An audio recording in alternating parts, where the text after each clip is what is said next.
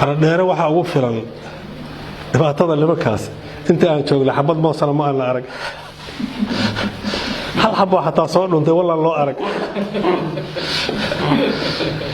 intaas ugu filan oo fasiraysa xaaladda xardheer ku sugan tahay xagga nolosha wasiirka runtii intaan dhigi lahaa yiri khayr Allah siiyo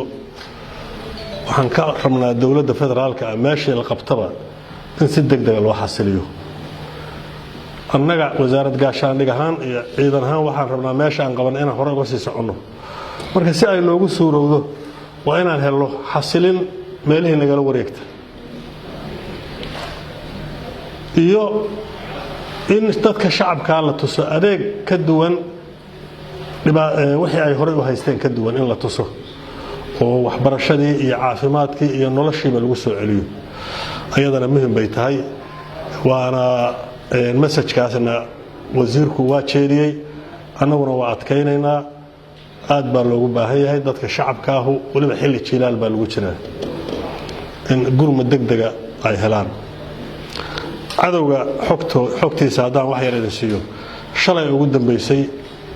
halkaanay ku direen ayagu meel noo jirta aan aad nooga dheerayn waxay soo gaaray warmaysa iska dileen 14 iska dileen 10 baa soo fakatay waa laga daba yimid 10 kiiba waa la dilay ayaguna 4na waa dileen 12na waa dhaawaceen walow waa rag la yaqaano xataa la ii sheegay meelihii markii hore hadda shabaab bay ahaayeen meelihii markii hore ay ka yimaadeen xataa la ii sheegay magacyadooda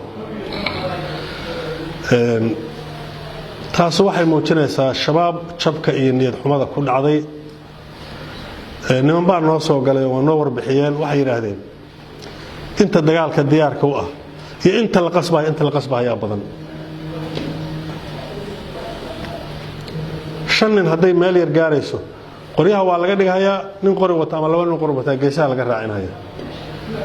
halkaas waxa ka soo baxaya dadka noocaas oo imisay dagaalami karaan masa dagaalami karaanba yaa macnaha samaysmahaya waxa muuqanaysa inaysan dagaalami karin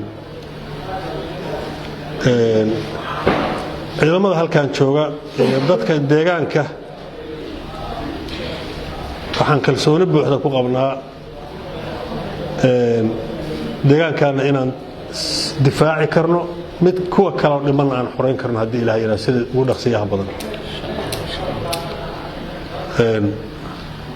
qolomada haddaad u tagtaan hal su'aal loo weydiiyo askartaanu maalin walba gacantan ku hayaa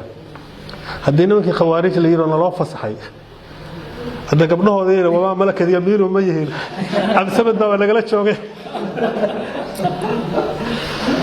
laba dhalinyaraha godka ku hayaa oo la war suga marka ayagana in loo fasaxo waa rabi lahaynba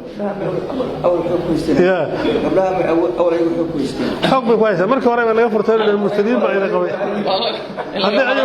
hadii ayagu hadda khawaarij noqdeen ana loo fasaxo intaasna waa intaas waxaan mar labaad iyo mar saddexaad idinku soo dhaweynaynaa Xaradheere waxaan shacabka Soomaaliyeed meel kasta u sheegaynaa iyo shacabka Galmudug waqtigooda inuu dhamaaday khawaarijta sida xaqiiqada waqtigooda waa dhamaaday waxay dadka u sheegi jireen waa dhamaatay diin ay ku gaban jireen oo ay shaati ka dhigan jireen ummadii waa ogaatay nin islaama rag intaan jooga salaad subax waa la wada tukaday ninka ku soo kala hayo waliba xilliga salaadu soo galay asoon salaad tukan xilliga salaada ay wax soo weerarayaan kuban qabno war maxaa dhacay xilligan wuxuu yiri sheeqan naga dul qaaday wala bil ramadaan bay ahayd nimanka noocaas oo diintana sidaas ka ah dhinaca dhaqanka dadka say ula dhaqmayaan halkan waxyaabo aan afkayga soo qaban baa dadku noo sheegayaan maqribkii markii la gaaraa telefoon loo dir soo bax 10 baa leedin dhigayaa haweenka hal gabar oo Allahu akbar salaad ku tukata la baran waa la waayay hal gabar nimanka diintana saaska dhaqanka bini'aadamka saaska oo waxbarashadii iyo iskuulaadkii iyo noloshii ummadda cadibay way ummaddaanu wax walba adduunka jooga waxay leeyihiin xilli ay bilowdaan iyo xilli ay dhammaadaan khawaarij waxaa la gaaray xilligii gabagabada ahaa oo ay dhammaadeen runtii waxay u baahan yihiin wax yaroo israacina israacinta waxaa ka mid ah inaad noo timaadeen dhiirigelintiina israacinta ka mid ah aad baan idinkugu mahadcelinayaa waxaan codsanayaa xildhibaanada federaalka iyo senatarada difaacyada ciidanka ku jiraan ee nolosha inaad adinkuna waad nala arki doonaa waa idin geyn doonaa inaad soo kaxaysaanoo aad noo keentaan horta ciidamadu nolosha ay ku nool yihiin iyo difaaca ay ku jiraan oo ummadda u hayaan ha nala arko noo garaaba